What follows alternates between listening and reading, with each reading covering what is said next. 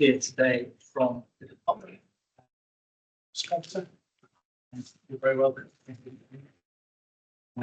Otherwise, I think we've got the colleagues who will come in for the various agenda items as we go along. So, Elizabeth, should you start at recording it? That's all stuff.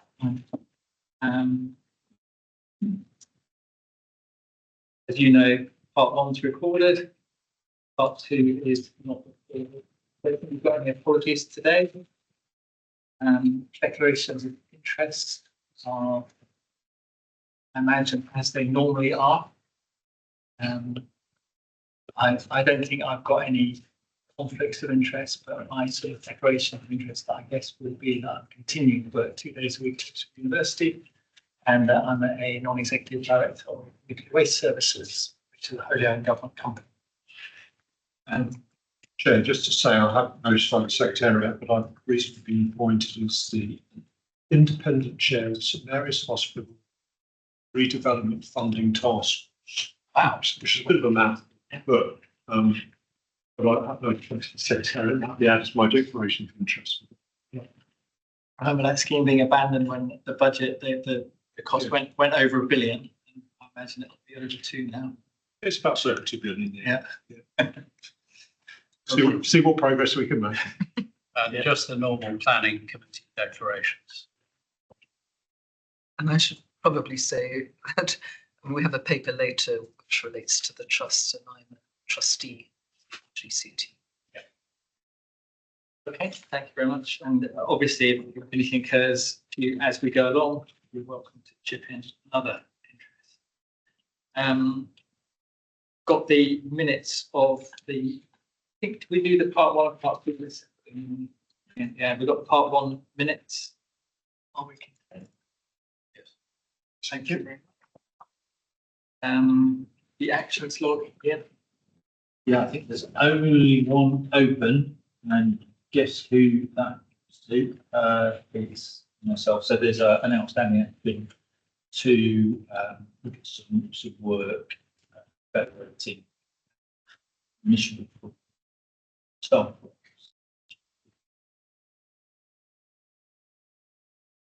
Consideration by the Remuneration Committee in the summer when they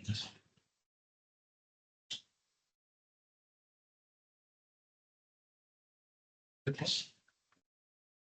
In that case, we'll move on to your part 1 strategic report. Yeah. Thank you. So, usual to largely take the paper as read and then set any questions. 2 or 3 things to highlight for myself. The first is at 1.1, the health and safety report, and the incident, which is potentially very serious incident that affected our land ownership at the place. The details are there. I think particularly wanted to mention that our asset and estate management outsourced contractors worked particularly effectively on this particular occasion. It happened over the weekend. They dealt with it very effectively. I was sort of notified over the weekend as other staff members were. Fortunately, the cab that left the road stopped just short of the watermark. And also just to note there that I think the retailer who owned, I have to say, was in touch with us very quickly afterwards to make it clear that they would reimburse us for the cost damage that was done. So impressive. So yeah, a good response, but obviously serious incident. Ian, as health and safety champion,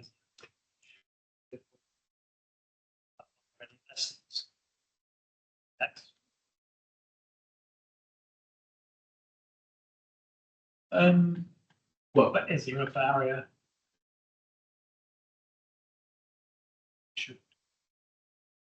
I I don't know, I haven't seen any report from road safety as to how it's happened. From our point of view, the barriers that were there, which are a strong fence line, is it along there? But then actually the vegetation is probably the thing that may well have stopped the vehicle rearing further into. I can take that away and see whether there's any more substantial reinforcement of the It's a good the point, fence actually, isn't it? barriers. Sorry. It is a good point because it may be additional signage is needed, you know, for go slower, what have you, you know what I mean? Something like that. Well, I think it's a 40-mile-an-hour road along there, I think. So Straight piece of road. straight piece of road. Yeah, I mean, we can speculate as to Okay, what happened and why it happened, but that's not really a matter for us. no. I don't even know if it's in the house place, but so I'm sure there would have been an investigation into circumstances. Nobody was hurt. Thank No, there's no other vehicle or anything else involved. The most dangerous part was the proximity to which the cab actually ended up over the water. Okay. Again, wanted to add our welcome on behalf of the staff to David as our new chair, and we've had a few weeks now where we've had a chance to meet you, and you've been able to come and visit and meet stakeholders, which has been excellent. I'd also like to thank Simon for his help and support over the summer, the interim chair. So thank you as always. I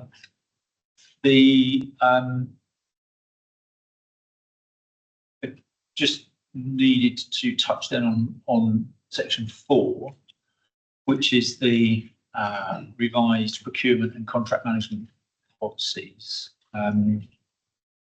Hopefully the text explains the background to this. I won't go over that. An important factor here is that the Audit Risk Committee received these revised documents at their last meeting in July, scrutinised them and confirmed that they were intended for these policies to come forward to board for approval. So in 4.5 and 4.6 set out the main changes that arise from two main reasons, really. One is the new Procurement Act of 23. So section 4.5 sets out the amendments that we needed to make sure policy to reflect the new Procurement Act. But then at 4.6 we set out a number of fairly minor changes to our approach to procurement, which I think are lessons that we've learned through operating the policy over the last 24 months or so. They're fairly minor changes, but just setting those out as well. So there's two sort of rationale behind the changes to those documents. I am looking as part of this paper for the board to approve those two revised policies. Again, to go back to audit risk scrutiny of the audit risk were track change versions to make individual amendments clear. You haven't got track changes, but summary of the track changes there. So yeah, I'm happy to take questions, and if be asking the board to approve those two revised policies. But any questions, David, on the over paper? Colleagues, anything to add or ask? Yeah. Thank you. just the increase in the minimum level from 1,500 to £5,000. And I appreciate that it's been to Harag, they're happy and therefore generally not for the board to interfere, but I just wanted to understand that's quite an increase in terms of 3 1/3 times. The reason given is to increase efficiency and involve less bureaucracy. Just wondered about the thinking for the level of increase. Has it been there for a long time and 5,000 is equivalent to what 1,500 was when it started, or was it thought that more flexibility is needed? And I wondered also about the degree of bureaucracy at that level, because I think it's email approval at that level. So it didn't seem too onerous, but perhaps I misunderstood. We're proposing. Yeah. So, yeah, it's that there are a lot of purchases around that level, the 100 and just above, and the approval to procure is simply that. It's just a member of staff identifying that there is something that needs to be purchased. Wide variety of things fall into that category, and having operated it, so it's probably been at that level only for so 12 months or so. Prior to that, we didn't have an approval to procure part of the process, so it's been operated. So it's not a question of it's an inflationary, it's more about efficiency.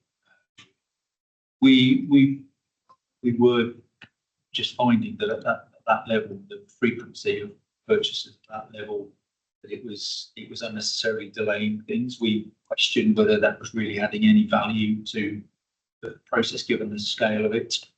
5,000 limit, my experience over that last 24 months has seemed more appropriate.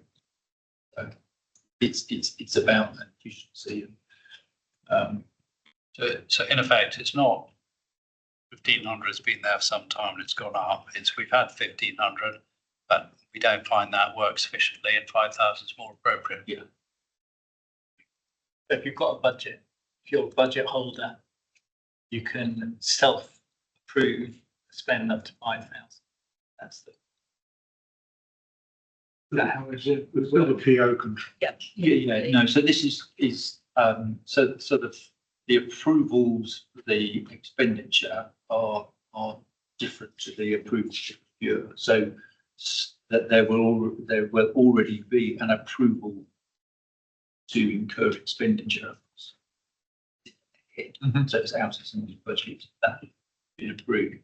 So this is purely now want to procure a particular element of that, and I need to start the process of procuring. So it's the financial approval must already be there.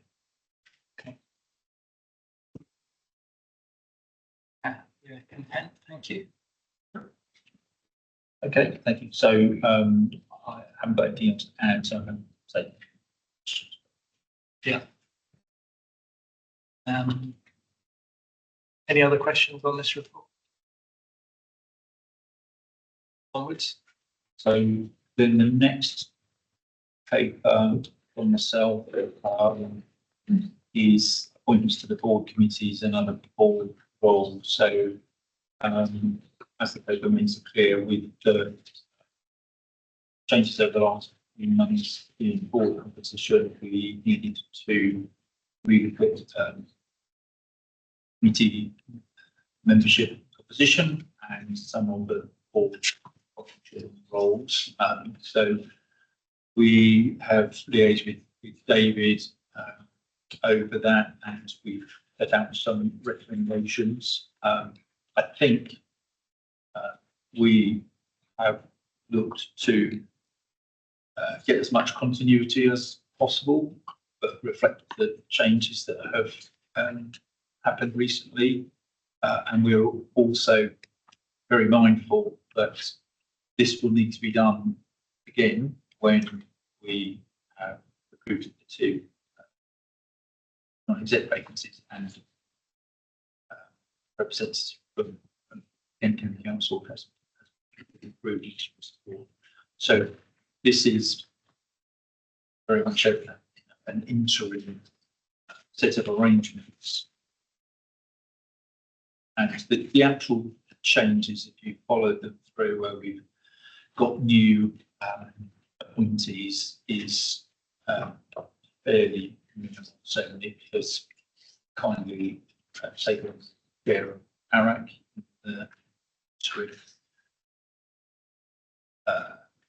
the planning committee is now down to two representatives from the board. Raven having left the board.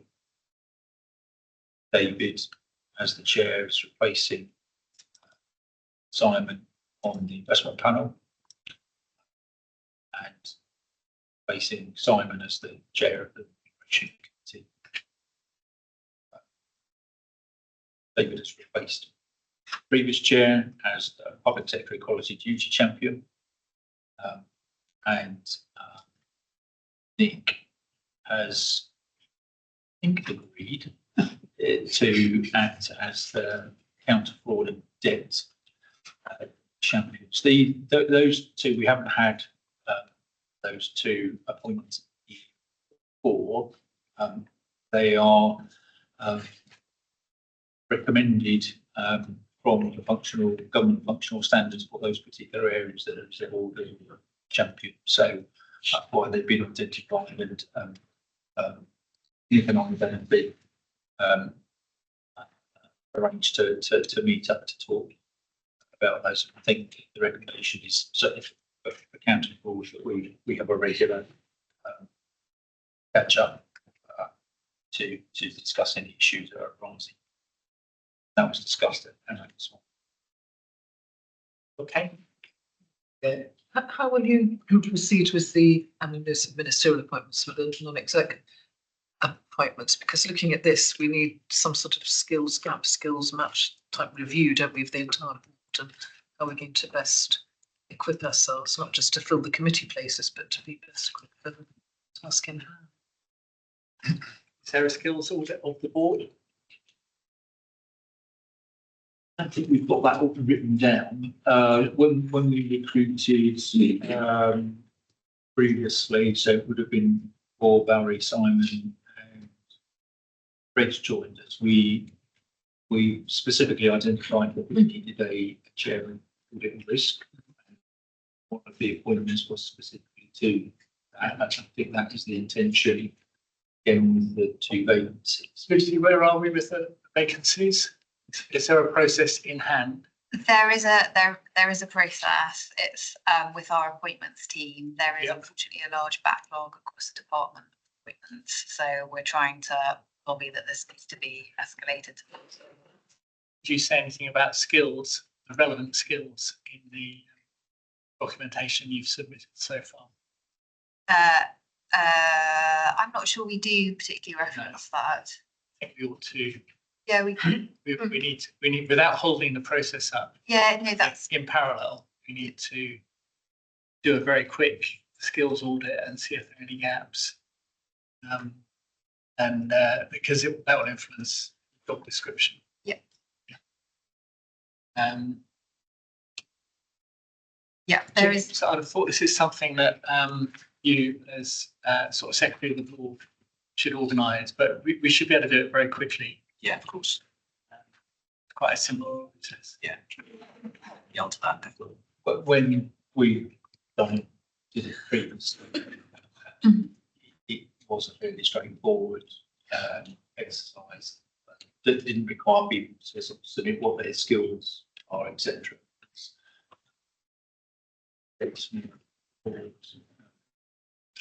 Generally got quite well defined areas of management and expertise. So, question thinking gaps. there was certainly, having identified that we particularly like to recruit the chair of the Audit Risk Committee, having spoken about on this topic with the previous chair. He was quite keen to leave the second non-executive fairly flexible in terms of skill base. On the basis, I think that there was already a pretty good coverage of the core project management, the finance, planning, community representatives. So, but we absolutely should look at that and see. You want to identify some particular strengths in, I would say that the second head if one is audit risk. Yeah, it's something that should take 2 weeks, not 2 months. Oh yeah, definitely. And what about the KCC nominee? That's with ministers. Yeah, okay. They so just on that, David, only in the last few days, KCC have identified. You might remember that originally KCC nominated one councillor for both the board and the planning committee. They have now nominated a second councillor to sit on planning,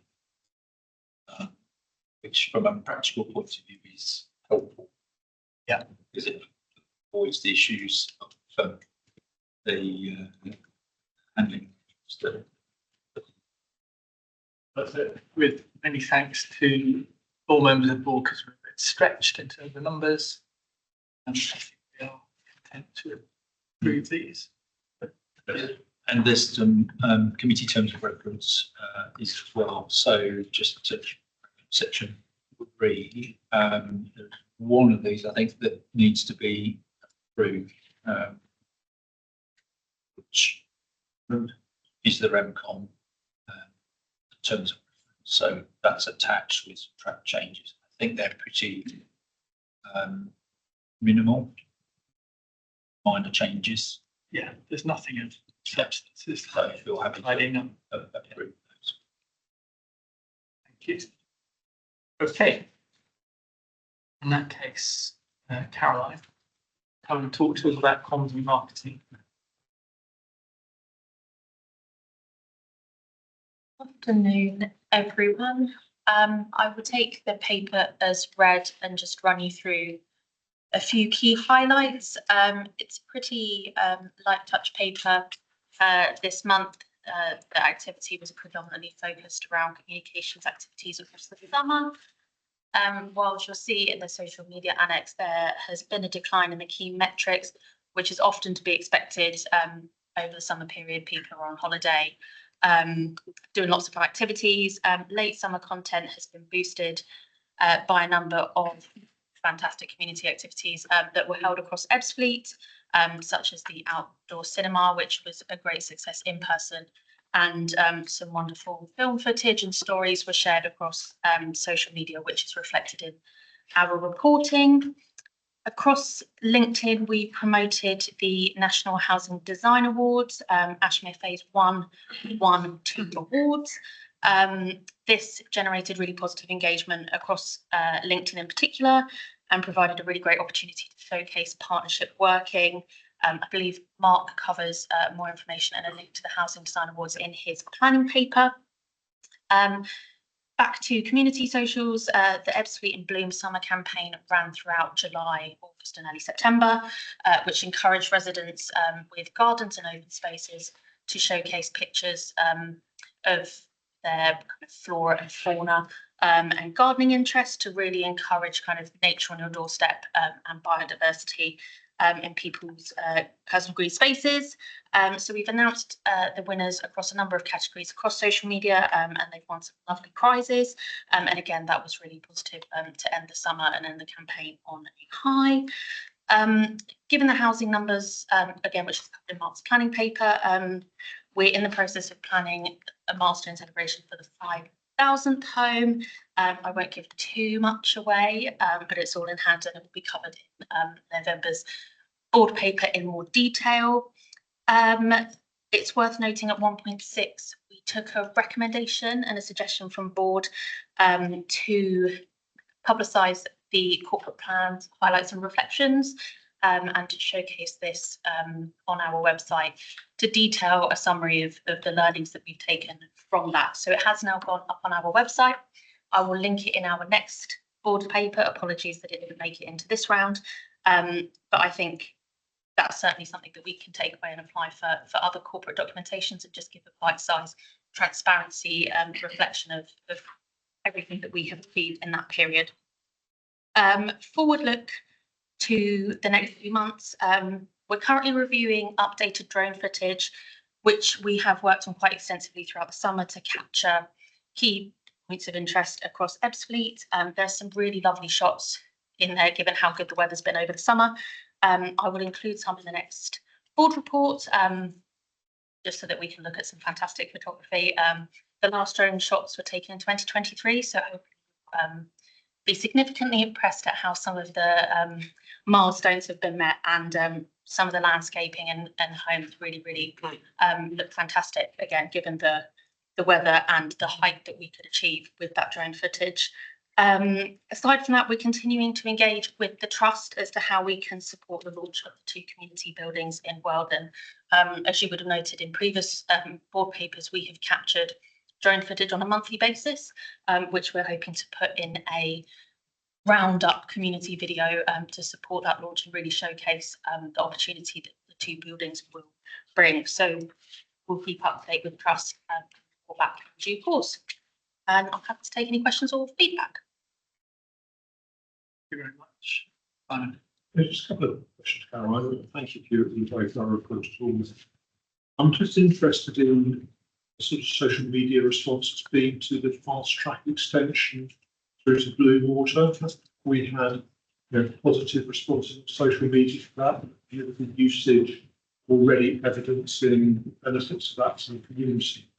Yeah. I suppose into that, the travel survey that you did over the summer, were there any important insights that came out of that as part of that travel survey? Great questions. I'll touch upon the fast track first. I've covered it in the paper. It's a fairly light touch. But in short, the promotion that fast track was coming to Ebbsfleet was on the round really positive. I think it's been clear for some time that there has been that anticipation and demand for fast track to link through to Blue Water, even more so to connect residents to other parts of neighbourhoods. So that has been really positively received, but also, I think more importantly, we have kept an eye and played a really keen role in making sure that any initial teething problems have had that rapid response. By no means have we taken on the role of fast track operator, so we've worked closely with the fast track team, who have been really keen to get that real-time response of any teething issues, and they've been really proactive themselves in helping to resolve any issues. So the role that we have played is keeping an eye on socials, reporting into the fast track team if there are any issues, and they've been able to jump in and either report to us to feedback or feedback themselves. And they are very keen to ensure that the network timing work for residents. So they have been really receptive to residents' feedbacks on timings that don't quite work with other transport links, etc. Before we move on to the other thing, Paul, have you had any? Is there any data from KCC about usage? Yeah, we're actually due their patronage figures later this month, Simon. So the service commenced on the 16th of August, and we will get an update on their patronage by the end of this month. But certainly talking to officers at KCC, they've seen a big increase in the remainder of the summer holiday for those 2 weeks when the children were off, when the patronage numbers did increase, and they're expecting that to continue. So yeah, a positive increase now that we've got the electric buses coming on stream as well. The Irizar tram buses. 51 electric buses got all the school open for the summer fairs. Schools open something. Yes, there's 28 of them, and they'll be phased in between now and the end of the year. They've got the electrical infrastructure up and running down at Gravesend, we're just waiting for Dartford to come online now, and then they'll be phasing the rest of them in.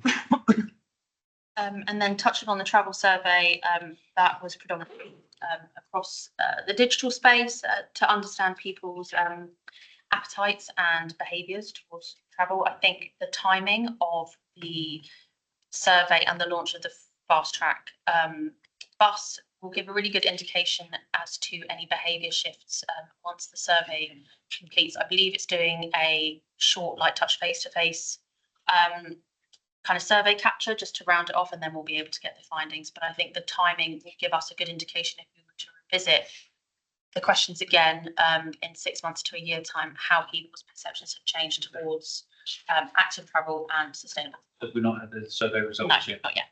We'll report on that in due course. Yeah, sure. Okay, thank you. Valerie? Just briefly, so we went to the planning committee, didn't we, to look around Ashmead. In fact, it was pretty much directly before we won a national housing award for it. But it is really beautiful. It has a villagey feel to it, and I would absolutely recommend everybody going to see it because it's, you know, living proof of the positive outcomes that can be achieved when there's such close attention to design and quality and quality building a garden city. And similarly with the Weldon Hart buildings, I went there with the trust recently, and they really are beautiful.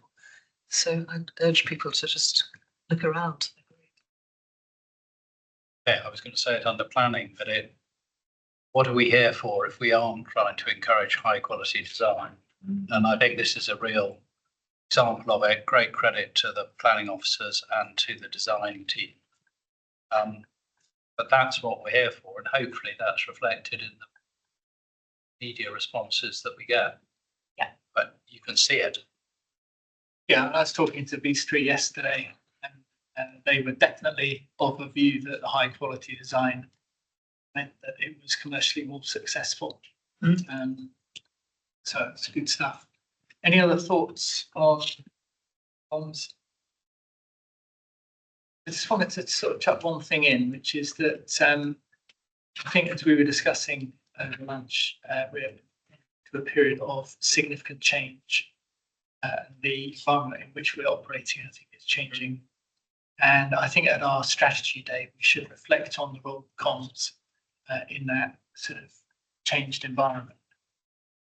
And think about, you know, what we want our comms effort to be achieving as the world changes around us. Congratulations on everything that's been done with the community over the last little while, and in particular, I think the cinema was wildly successful. Okay, onwards then. Ian, we got you taking over that. Yes, yeah, thank you. Good afternoon, everyone. Yeah, so the usual paper from me. So the updates on the development sites is included. Apologies, I've just noted that the paragraph numbering seems to have gone slightly askew in my paper, so that. Obviously, it's been mentioned already. Yeah, progress over the summer with fast track, but also great progress to have the temporary school open. The fourth phase of Ashmere has been submitted by Vistry and Claridge as well. So 227 homes, and that is moving through the programme. Also, progress on the Grove Road fast track scheme. So that's been on my list of challenging tasks for a while. So getting fast track through Grove Road and then onto North Riverside involves an awful lot of stakeholders, and having some good conversations with them and the EA recently. So the end is in sight. Hopefully on that. Housing completions are included as usual. So yeah, up to 155 for the year. And as Caroline mentioned, we've now flipped over into the 5,000 plus category. Interestingly, Foxton and Gary has now completed, and I think I'm always quite interested just to think about as those different sites complete and what the relationship is that we have as a development corporation in those areas. So Foxton still has some finishing off bits to do. There's some landscaping, for example, to finish off, but the actual homes have been completed. There are some homes that are completed but not occupied yet. Yeah, thank you to Neil and Valerie for their input on the committee training day. I'm glad to hear it was interesting and helpful. Yeah, I included a link to the House of Design Awards in the paper. Yeah, please go onto the website. It's a very interesting collection of different schemes, and it was great that you were there, David, as well. Quick update on the Swanscombe Peninsula visioning, and I'll provide some more information on that at the board as well. The dashboard is included as usual. Thank you to partners who does maths better than I do. And the affordable housing total is 1,597. So I was all out. So apologies for that. There is one risk that we've identified as getting worse, and that's delays in consultation response. It felt as though there was a bit of a trend, primarily over the summer. So it may have been summer holidays that was the main cause, but just seemed to be an awful lot of consultees coming back to us asking for extensions of time for their responses. So we will continue to monitor that, but obviously it's important to get those responses back before we see them. So we do have to wait for them at times. But yeah, happy to take any questions, Chair. Thank you. Neil. Two questions. I'll ask them both, and also to, I've already said, well done to the planning team on the awards, but I think the message also to those who are making applications that we are keen to use our planning powers to continue to secure high quality design. And it seems to, that's an example of it working. It doesn't always work, but it's working. Well done. But the questions were, you mentioned that a registered provider has withdrawn from affordable housing on Harbour Village. Yes.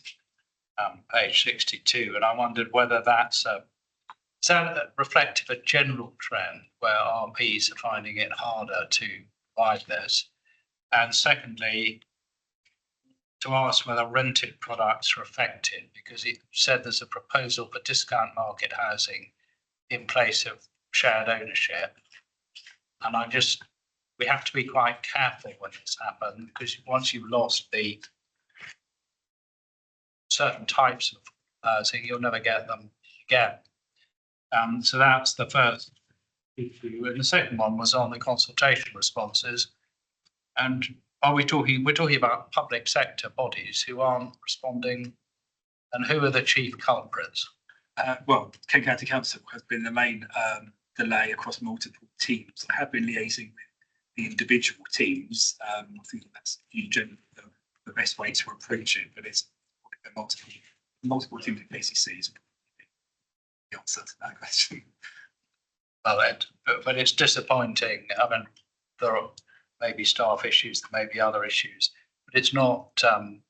What about other public sector bodies like the Environment Agency of Natural England? Are they responding in time? We haven't had to engage with Natural England recently on any particular applications. The EA work has primarily been around Grove Road, and I think because we've been having so much detailed contact with the EA on Grove Road, they have been providing comments quite quickly.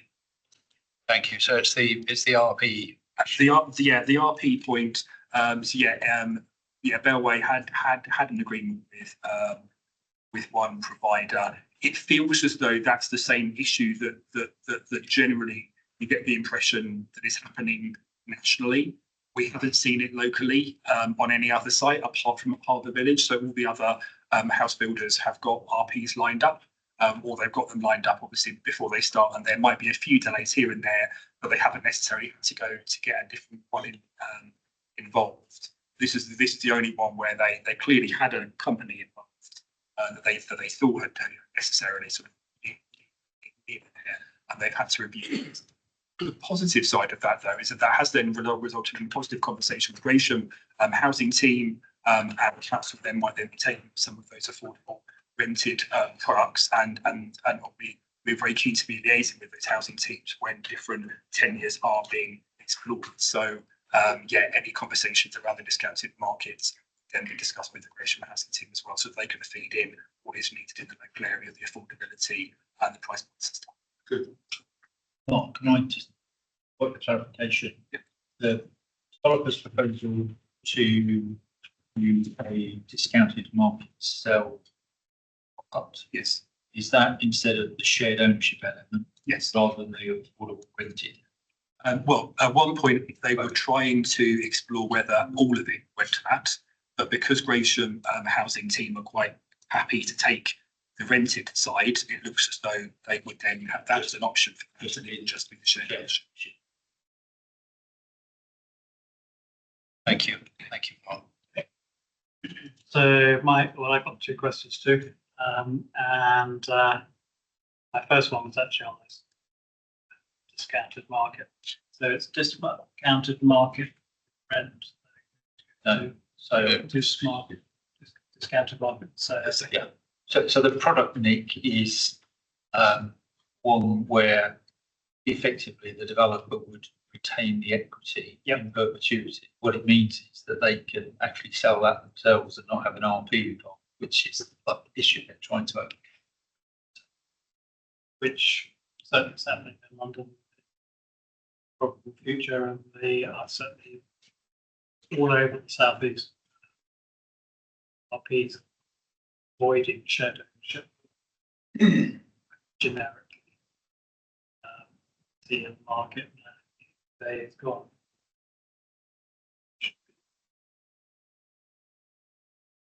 I don't miss it at all. It's generally been fairly successful. Yeah. So I'm not. In the discounted market sale, is the equity share held by the private company it's on the same scale as with shared ownership? So would they sell a third of it and hold 2/3? The staircasing still? I believe that the amount can then vary to make the product affordable for the area where it's located.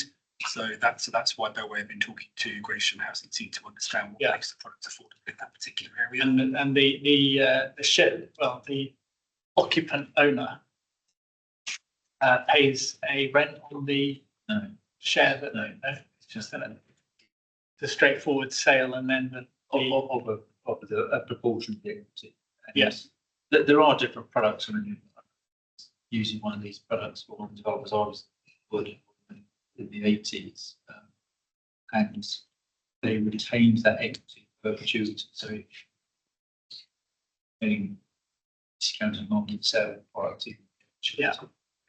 But is that a tradable asset? The equity they retain? Yeah, well, it would. But there's no income. No. So it's probably got little value. In most of these, I don't know whether I don't think staircase would operate in quite the same way as a shared ownership, where you can take some of the developers might give preference, but I think it's a bit of detail, but the housing authority will not want to see a product that could become non-affordable in short order. So somebody can buy it, and it's just the housing market themselves, so they've lost an affordable. So that's a conversation I think that they're probably having with the Housing Association. And most hospitals have their own in-house. Yeah. My second question was about the Swanscombe Peninsula and your visioning process. Are you under timescale pressure?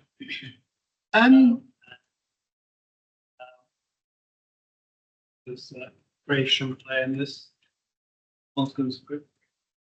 I'm very Dartford, but yes. So, Yeah, so what part is our part of our visioning site criteria and alongside the Dartford? I'll tell you in a minute. Well, and if you're under time pressure, because we have because of big bids, proposals, and how can we overlay? So I don't think that there is necessarily a time pressure apart from that, I would like to obviously get the work completed. The land sale for the majority of the land, so the Swanscombe Development LLP company has gone through. So Landlogical own that company now, so they own the majority of the land on the peninsula. Obviously, they are thinking about what to do, but there's also other landowners out there that have also got ideas. There's been an application submitted by a collection of different occupiers down at Manor Way to do some redevelopment work there. So various people interested are thinking about what to do. And the conversation we had previously at board was around what do we think is the regeneration sort of vision objectives for out there. So this work isn't going to be,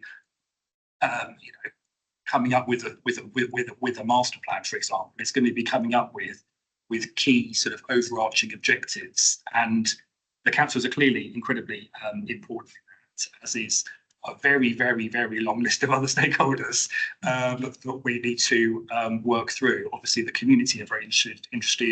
There's a lot of ecology groups, but there's other existing businesses and other landowners there, as well as the primary landowner that's purchased the bulk of the land. In terms of the boundary split, there is a section called Botany Marsh that's on the Gravesham side. Everything else is in the Dartford side. We just need to give some comfort on this, that we are intending to speak to the board in detail about this exercise, how the board can engage in it at the strategy table. So, Jeremy. Well, I'll reverse it. I'll talk that issue first. I mean, there is time pressure for us on the SSSI work. I do want that completed in the next 500 years or so. I mean, for me, this is a hugely important natural area. The SSSI has been specified, it's there. I was going to ask you actually about the split of the work.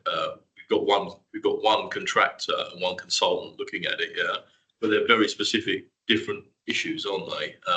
I just want some reassurance that we are not taking a aggressive stance in relation to the SSSI, are we? I mean, we're respecting the fact that it is an SSSI, that it has a 1,000-year history for us and a 1,000-year forward for us.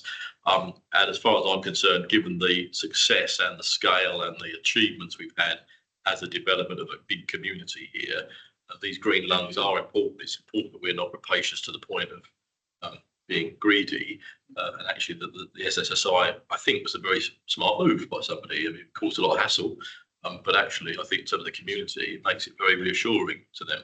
So I just want some reassurance that we are not taking a stance on that in our commission. Just a second. And the second point was about the public representation. You ended your presentation by saying we have to wait for some public bodies to respond. I want to know the answer. I mean, do we? Our deadlines and our periods of consultation are fairly transparent. They are very much compliant with national consultation periods. If a local authority, or for that much anyone else, can't get up in the morning to answer our questions, do we have to wait for them? I mean, I just wanted to sort of a factual thing first of all, and then a practical thing. Okay. In terms of the fact and the law, we've got lots of lawyers around the table. Can we just say, well, the deadline's passed, you didn't respond, thank you very much? And from a practical point of view, what would be the implications for our decision making if that were the case? The SSI would be very grateful for understanding that they understand that it isn't just a potential development site to bring forward. No. I think that the consultants that we've got in place includes people that are involved with landscape and they understand the landscape components. There's also people who've got skills around community engagement, because the important thing around this commission is around reaching out to the very long stakeholder list. But we're obviously very aware of the constraints, very aware of the Dartford plan and the way in which that identifies an area for regeneration opportunity, obviously significant area for the SSSI retention, and then also importantly large areas for retained employment as well, because obviously there's, as I said, a lot of businesses down there. So no, we aren't coming at this from the wrong perspective. I don't think generally, but the key thing is we need to understand what people's aspirations and sort of ambitions are for out there, because I am aware that they may be conflicting. So that is what the co-design event should be Sorry, Mark. Yeah. I just want to reassure you again. It's when Mark uses the term co-design, we're not talking about any. No, I've been very clear with this. We are not talking about coming up with a master plan or anything. We've purposefully used the phrase regeneration objectives. What we've talked about here. And we haven't had to have a view of what those regeneration objectives might be. So, for example, one of them, how do we secure, is one of the objectives of research work, but securing the long-term management of the site, because at the moment, yeah, I'm not sure you have a suitable means to necessarily achieve that. So that might be one of the objectives that emerges that we need to work out how we put that in place. We can trip over ourselves sometimes. The capability around regeneration objectives. I mean, you can trip over yourself sometimes, and it is a very simple matter for me that is a very important area. I quite agree it needs management. You can't just leave it to itself. It needs management, but I appreciate that. As long as that's what we're doing, I'm really happy.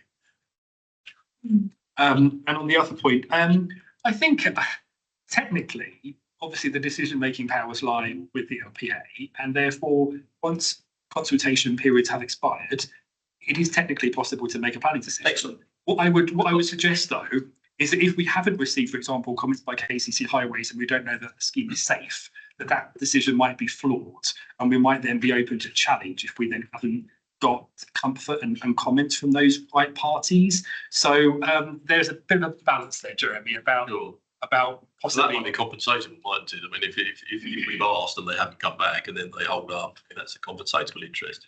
You know, I think we just need to educate. I mean, otherwise we got no control at all. I mean, I know we have Spire for their response times to go down, but they could actually go up. They could just say, well, you know, we'll do it when we're ready, and there has to be a degree of discipline somewhere, doesn't it? Yeah, and as I say, I have been reaching individually to the managers of those teams to try to understand where the problems lie and to try to help them sort of understand our priorities, which has moved some things forward, and I'll continue to keep an eye on it. We shouldn't be scared to escalate that if it's systemic across the county council. Right, it is something that should be raised at a more senior level on the back of actual detailed evidence that there's a systemic problem, if there is one. You know, if it's that one, or you know, there's a vacancy causing a problem, that's one thing. If they sort of lay on everything all the time, and we've got evidence of that, it's something that we should be raising up the hierarchy within the council. Yeah, sure. We've got the right touch points for that. So yeah, Of course, the hierarchy might ignore you that much. It might. At least they'll be ignoring us with the facts. With the record. Yeah. Simon. Yeah, just following on that, in terms of the Ebbsfleet Central 106, are we making any progress there with colleagues that we're waiting from local authorities, county councils to get those completed so that we can get the. There is progress, John. I think is that covered in your part 2 paper. No, okay. There is progress. I think that it's pretty fair to say on the development side and on the LPA side, we are chasing the authorities where we need to. There has been some movement with Dartford recently. Just got going with Gresham, and now we are chasing Kent again. I think it's fair to say, yeah, it is quite a protracted process. It's probably not It's been on for over a year. Yep. Yep. And it took, Shouldn't yeah. be going on with this long. No. No. At different times, there's a little bit of steps, and then it seems to pause again.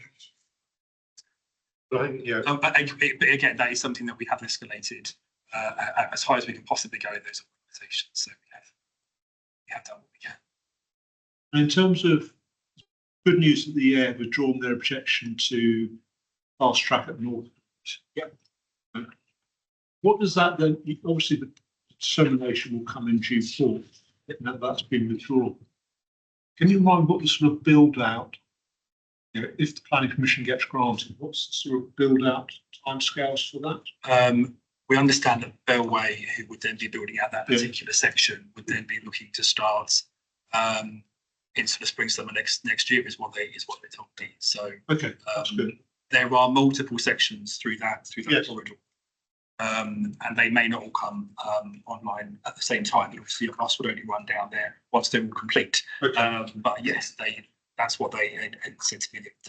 Good. Valerie.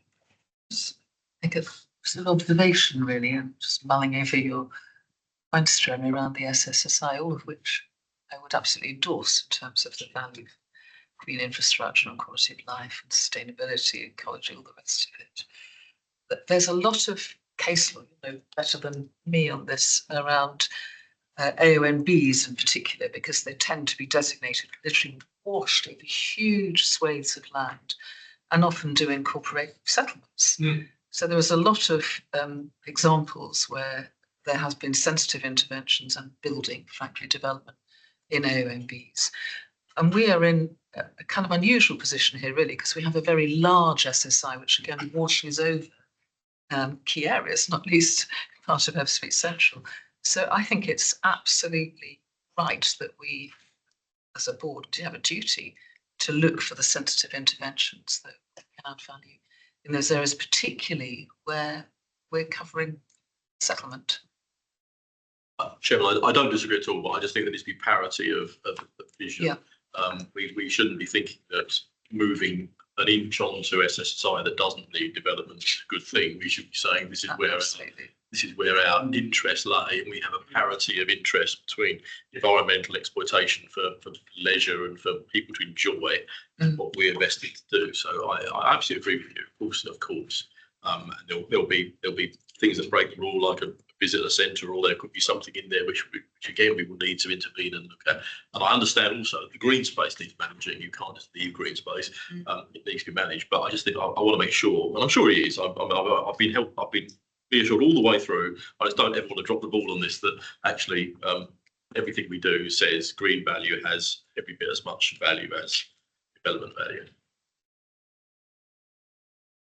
Okay, thank you for that strongly made point. I think we're ready to move on. So Kevin, I think we're on to you with Ebbsfleet Living Report. Good afternoon, everyone. It has actually been a very exciting summer in Ebbsfleet, as you'll see from our bumper edition this month. Yeah, it's been really notable for a lot of things. I won't repeat all the things that have been said before, but just perhaps pull out a few highlights for me. Just on the Housing Design Awards, just to pull out as well of note, is that the actual award one was the Building for a Healthy Life Award. You may recall that we commissioned the health element of Building for a Healthy Life in Ebbsfleet some years ago, which was then picked up by NHS England and became a national standard. So very virtuous cycle that it came back to us as an award, and in part because Countryside were one of the Healthy New Town developers, as was Clarion. So it was really interesting that they continued to deliver to that extent. So again, that's an extra dimension. Because we report ourselves on our KPI and Building for a Healthy Life, again, very notable. Moving on to the huge range of activity that happened in the Garden City over the summer period. And again, pulling out just a few things of particular note that might have been clear in the paper. The Ebbsfleet Summer Market continues to be hugely successful. However, I really want to pull out that this particular market this year was the first to be delivered without any grant support from anyone else. Now, it's delivered by a group called the Ebbsfleet Events Committee. It's a 2-day event, 30 to 40 stalls, huge range of activities happening there. So really commendable that that's now being delivered without our support. And again, part of this whole idea of capacity building, we're very conscious that our success is making ourselves redundant insofar as that the community is there after we go. So really commendable for them. It does highlight, however, volunteering does remain an issue. Having volunteers for events continues to be something we need to look at. You'll recall from last year's resident satisfaction survey, it was one of the few areas that we are below national average on, so it is something we're going to spend a lot of resource this year trying to tackle. A couple of other events of note, the Curious Garden event at Cable Wharf, again, really important insofar as it was the Ebbsfleet Culture Group working with a local organisation called the Ebbsfleet Cultural Exchange that delivered that event. And again, recreating some of that history that was in Rushabelle Gardens. Lots of people talk about Rushabelle Gardens with fondness in Northfleet, recreating that with a degree of fun and humour in a way that really engaged the new community with some of the history of that site. And it's the first major event we've had down in Northfleet Riverside. And again, we look forward to have many more things down there in the future. We touched on briefly before the outdoor cinema event. Again, whilst the actual event was phenomenal, and having been there and seen how much people enjoyed it, it's something we've been trying to do for a number of years. What's most significant to us is that it was delivered by a local resident, Georgia Bird, who started her own company called Arts Point, a new arts consultancy, again evolving in Ebbsfleet. And with some support from us, she was able to deliver that for her neighbours. Over 600 people attended the event and almost 600 voted for which film they wanted to see. So really showing really strong community engagement even before events and events themselves. And again, I did include a note from Georgia on how much she valued that support from us in the paper. Again, really trying to build local capacity and supporting local entrepreneurship across the Garden City. And finally, again, you'll recall in the resident satisfaction survey, physical activity was of concern to us. So we delivered 5 cycle events over the summer period, fixed 90 bikes for local residents. And again, that's really trying to get people on the road and trying to encourage health and fitness in the Garden City. And finally for me, I'm not going to go into the detail of it, but a huge range of activity in education outreach, employability programs. Lara's going to follow me, so I'm not going to steal her thunder, but you can just see some of the examples of the great work that's happening in terms of bringing social value and social cohesion to the communities we're on. Happy to answer any questions. Yeah, very briefly. First of all, I can't say how proud I am of the way this is going under Kevin's leadership, really, and guidance. Well, not leadership, guidance, because that's the important thing. We need to let local people lead stuff. And it's been a mantra right from the beginning. And I think we've got to a really, really healthy point with it now. I've always made the point, as you know, Kevin, that although Ebbsfleet Development Corporation is very special to us, it's actually part of a much wider community. And these communities will have to look after themselves for couple of 100 years, and they've got to look forward to stuff. And I think it's really, really good that people are coming forward, and I hope they would. Councillors like John and I, we collect committees like they're going out of fashion. We always want to serve on things. We normally want to chair them. But in terms of the community work, it gave me great pleasure to step back from that and just allow residents to speak and do what they wanted and replace me as chairman or replace me as a voice on it. Really, really good. So I think the work you've done over the years with some ups and downs, mainly caused by me, I know, has been really valued. I think you've made a huge impression on this community, and long may you continue, or long may they continue, because I think the moment we succeed is when they push you out of the way, isn't it? And we must hope for that day, actually, because that means they've got the strength then to go on and do it. Really, really good to see. Thank you. Yeah, reading through the report, again, echo Jeremy's comments. I met with the lady from the Salvation Army before the summer. Had a coffee with her. I think we saw you down at the Blue Bean Cafe when we were down there. And really impressed with the way that they're approaching sort of community engagement and the sort of pop-up events that they've had over the summer around various parts of the Garden City, and how that's then feeding into the programme they're seeking to put together for the mobile classroom type vehicle that they're building.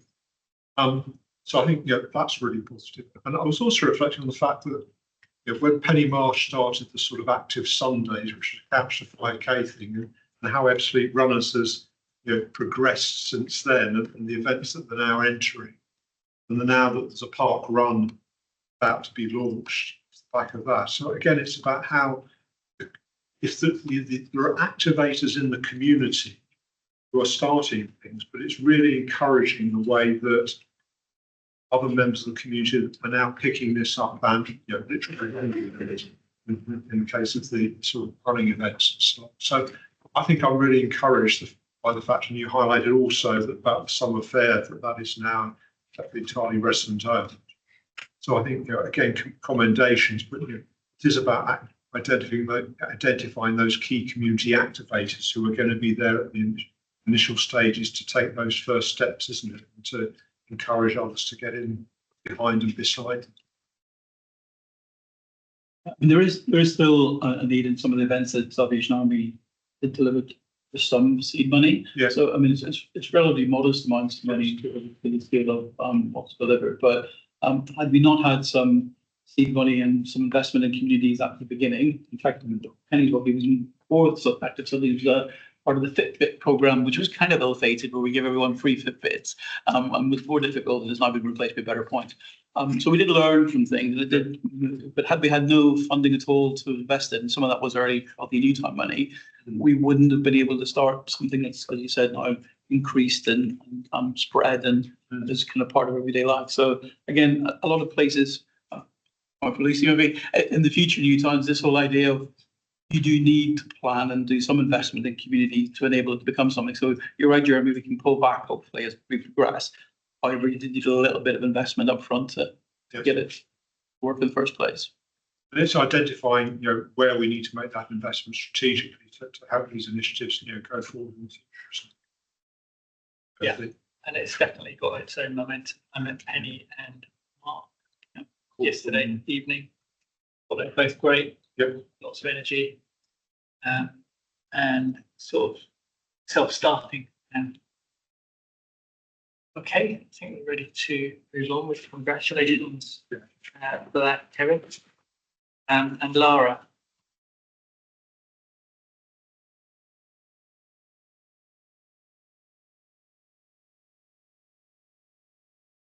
Good evening, everybody.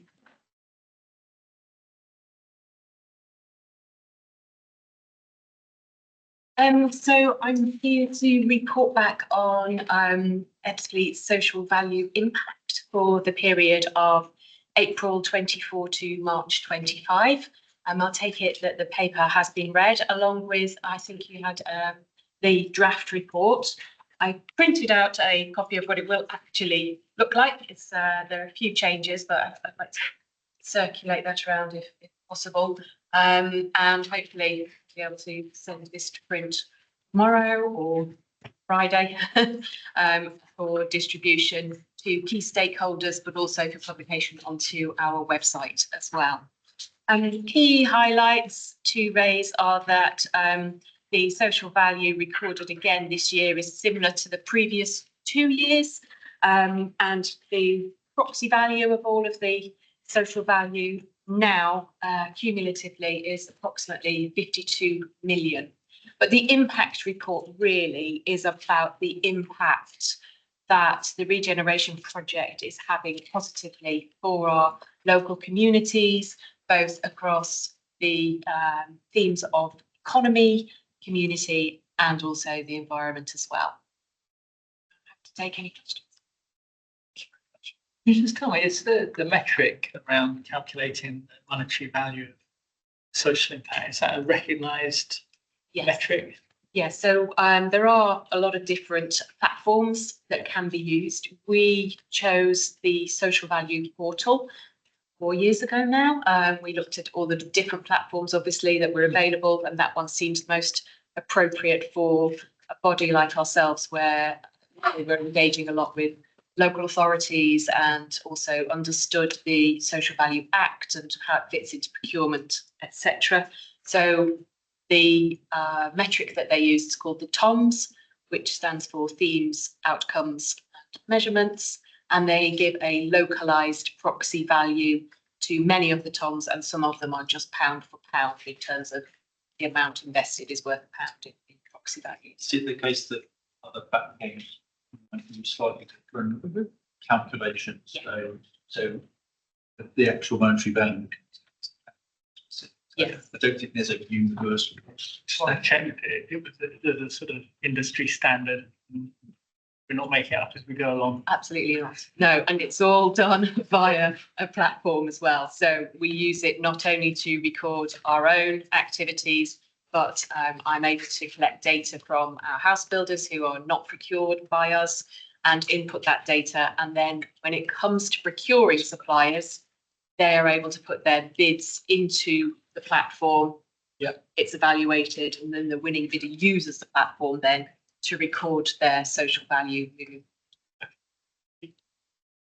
Sorry, this is sort of my bag, this one, but talking, I mean, look, I was going to say talking scurrilously about figures made up, but I've got here under the cement fields work a metric of engagement with 679,000 people, 2/3 of a million people.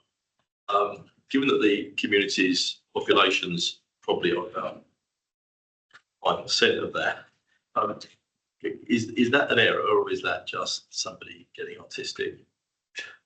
I can check out I did double check that as well, Jeremy. A lot of it came from the creative, the Ebbsfleet creative workshop document on the website. So they count each engagement with the website or different elements within the website and pages as an engagement with the community. So I did double check that, and that was the figure that they. Well, okay. Well, I think they're the sort of figures that could risk credibility, though. Because I mean, it's this argument about individual hits on a website, isn't it? Someone goes back every day, and that's 365 people who've looked at my website. Well, they haven't.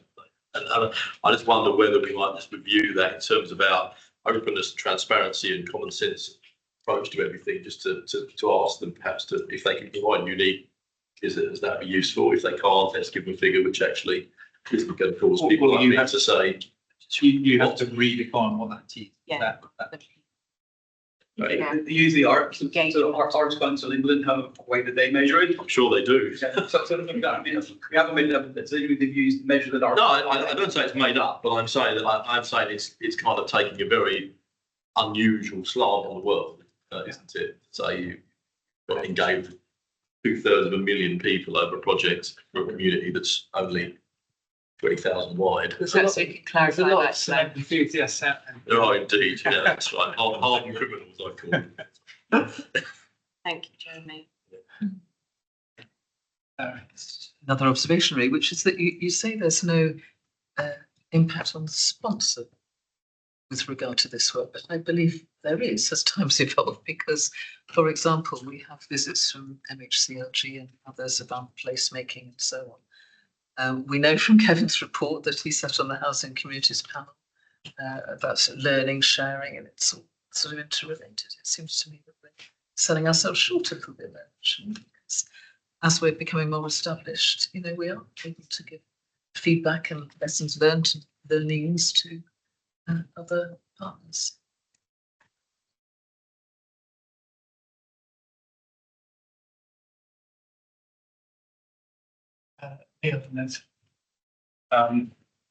Just Laura, on the pie chart with the social value impact by B, the little green bit looks pretty small. One of the things that we're trying to do is to create a green and urban community. I know we haven't got all the parks and things, so I just wondered how the metric works, which turns out with such a small amount for environment when it's such a big part of what we're doing. And I think that you've hit the nail on the head there, the way we have not put that investment into the parks and open spaces as much as we perhaps have in other areas yet. We're doing a lot of work that's really just starting, bearing in mind this is to March of this year, around changing people's behaviour towards sustainability and the environment as well. So, hopefully next year we'll see an increase in that. Yeah, but I think this is not trying to measure impact of everything EDC does. You need to be very clear on that. It's a subset of that only.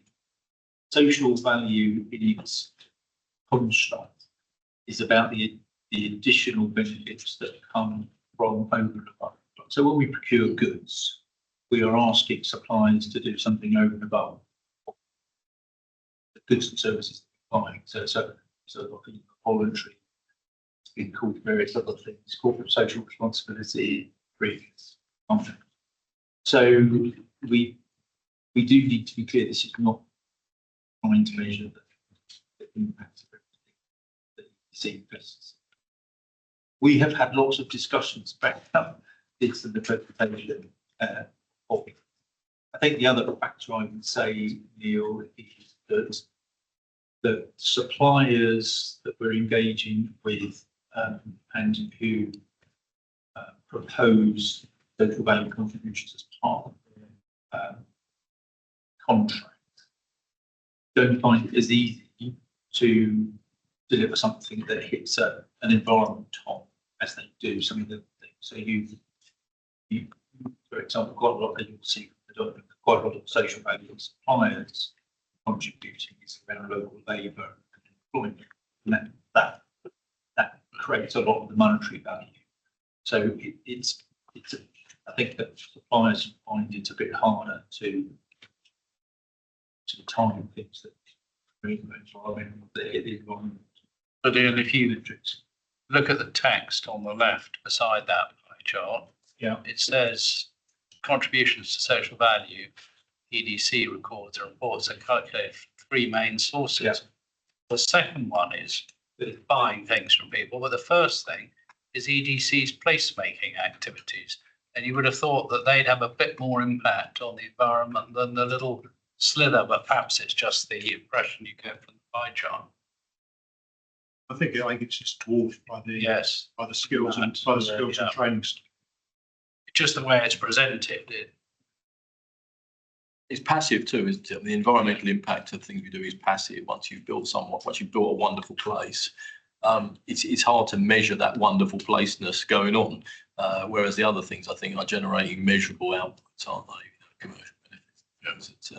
You could return each time and talk about the wonderful placeness quotient, but no, it's yeah. But I just anyway raise the point of this metric is to try and record things like that in a way that just spending money doesn't. And I just wonder whether it's actually recording all the things that are happening. Well, yeah, again, I think what we have decided is that the monetisation, which at that point chart only tells a part of the story, and actually the stronger parts of the sort of comes from case studies and examples of set out quoted where I was done a terrific job here, very particular people, organisations, groups directly benefit from social value, and that often is suppliers going over and above what they're contractually obliged to deliver to us as part of the service. So it's things that the law firm opening up for the day and the young people to go into experience, all those added benefits. Maybe there's a way around, because it's, the supplier's value is only £26,000. Maybe the way around to present this in the future would be give all these examples and case studies and say, and we try and sum this all up by giving that monetary value pie chart coming from the end instead of it being up front, because it's the first thing my eye was drawn to was the pie chart. I'm not suggesting we need to make it this time now, but maybe the emphasis on the pie chart is where to present this too way. I'll just indulge you on that issue of the 679,000. Did we get an answer on that? Are we going to redefine it so that is there a way do you think you'll be able to change that to interactions rather than, because I've read it again, it says people, it says 679,000 people. It can't be. So I'm not saying it's inaccurate information, but I'm saying it's an inaccurate definition. We'll make sure it's very clear what the definition is. Cool, thank you. Yeah, good catch. It's not a credible number.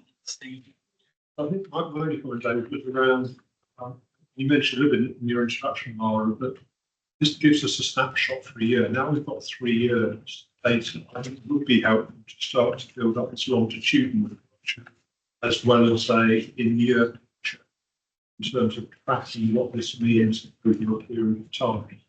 And whether that's for this period, or whether we hold up to next year, 526. I think that's quite important for us in terms of looking through longitudinally what we're delivering and the sort of gross impact of that over the period of time. So I'd encourage you to do this. Think about the trend.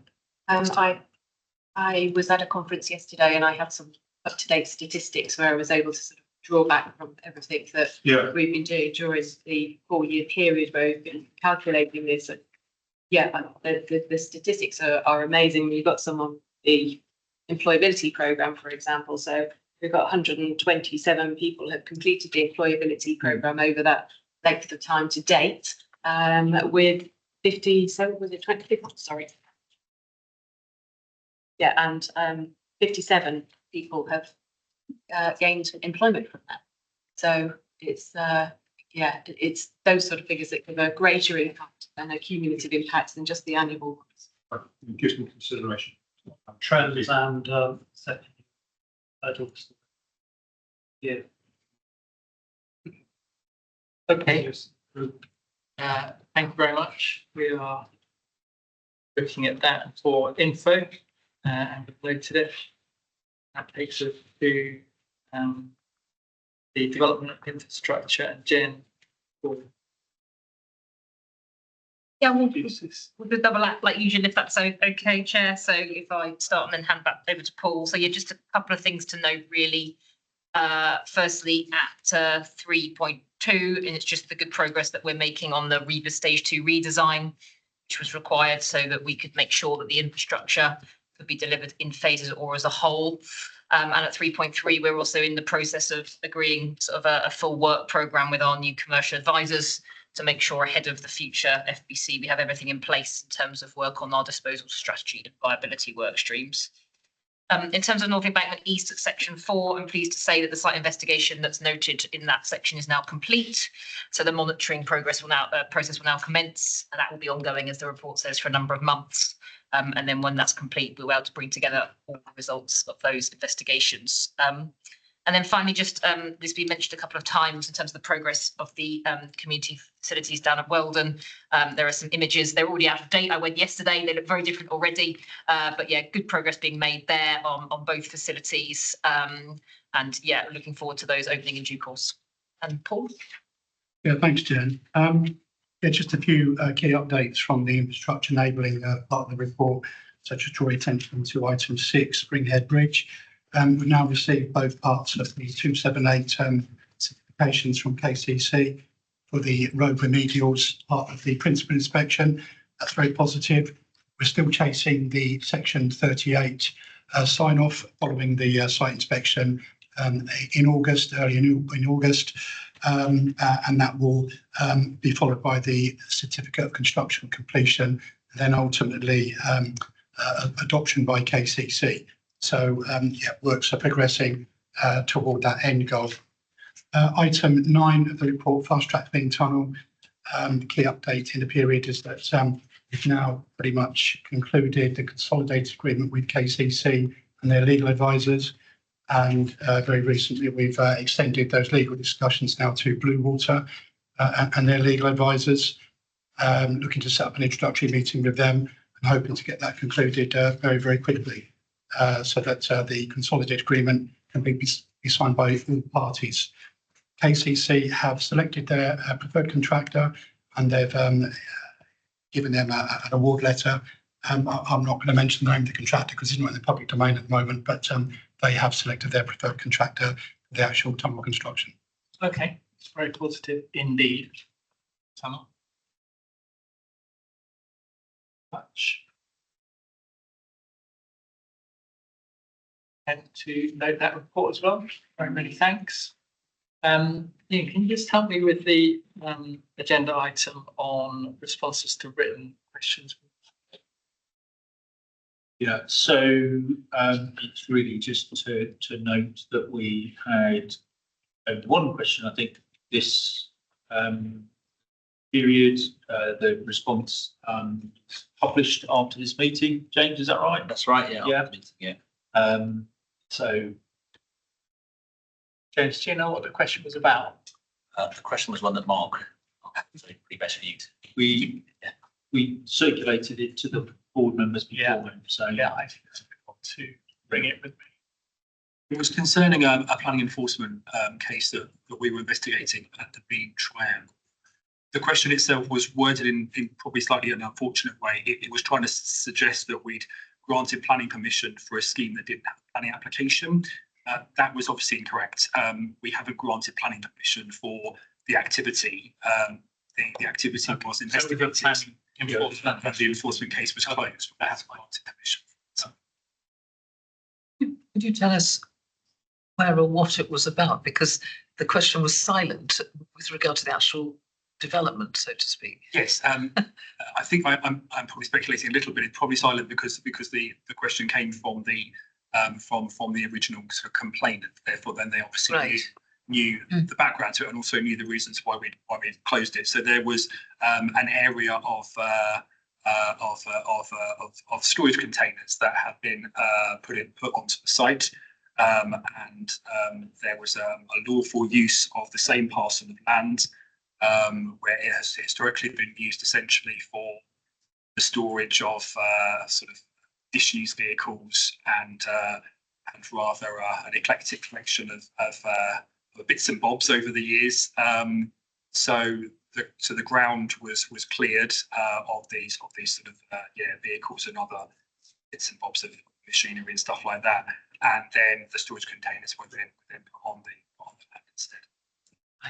Jeremy, there might be some learning here because and some useful advice we can give because I know technically you're absolutely right that it isn't granting planning permission, but from the point of view of a resident or a neighbour or indeed an applicant themselves, it comes pretty close because it means that no one's going to be bothering you over something that's happening because enforcement decided not to enforce. Now, what happened, let me take it out of this particular case. I don't want to talk about this particular case at all, but in general terms, what happens in Dartford, I'm not sure if it's the same in Gravesham, is that if an enforcement officer concludes that there should be no further enforcement or any enforcement on an issue for which there is a prima facie case of doing it in some circumstances, that has to be done in consultation with local members. So local members are at least aware of it and are able to have some feedback on it in order to, I guess, feedback to the community or at least be aware of it themselves. Otherwise, it kind of falls into a gap in terms of governance if an enforcement officer can resolve not to take action, because there may be all sorts of reasons why they're doing that. It could be workload. I'm not suggesting it is, but there are all sorts of reasons why officers might say in terms of priorities, this isn't a priority, I'm not going to proceed with it. Now, members getting involved does help to give it a governance or a sense of understanding and a feedback. I'm just wondering if that is our policy here, to feedback to local members. I get maybe 3 a month where enforcement officers will say, it does happen in Dartford, is that the same thing? But they say, if you're content, we intend to take no action because. Does that make sense? The way in which we approach it is that the planning enforcement officer is primarily the person who sort of goes out on site and does the research and then liaises with planning officers to understand whether or not there is a planning impact or not. If a report is then, well, if it's concluded that action should be taken, a report is drafted, and if it's concluded that action shouldn't be taken, the report is drafted, and that's agreed by either myself or by the head of development. So it isn't as though all of the officers have carte blanche ability to be able to do that, but obviously those decisions about whether or not we should or shouldn't be taking action are basically taken by professional planners. But there is visibility if there's accountability if somebody wanted to see that, resident wanted to understand it. That's fine. Yes, that's yeah, perfect. yeah. That's okay. Or on 8.3, electricity substation. Seems that UKPN taking a review of heritage, ecological and landscape seems out of kilter with the current state of approach rapid use of the build. That's in regards to Ebbsfleet Central Primary Substation and the cable routes, Nick. That's Northfleet Embankment primary substation that's on the photos. Yeah, so it's a separate part of the works. This is a lot more advanced than the Ebbsfleet Central. That's still very much in feasibility, just about to go into detailed design. And on Northfleet wastewater treatment. Yes. Is your best combined target? For the odour control? Yes, for EDC. 15 to 20 million pounds is what we've been told for the odour control. Until they've concluded their feasibility on their base design for their capacity upgrade works, we're not going to get a firmer figure because they'll be developing the design of the odour control in tandem with that. Odour control. The extra odour control, yes.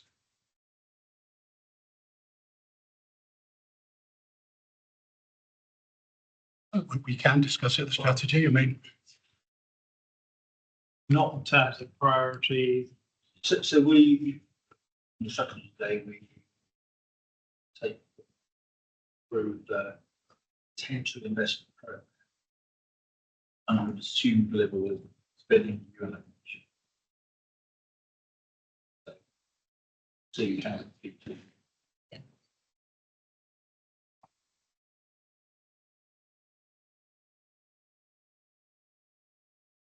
All right. Get through to part one then. Elizabeth, you can turn off the cameras.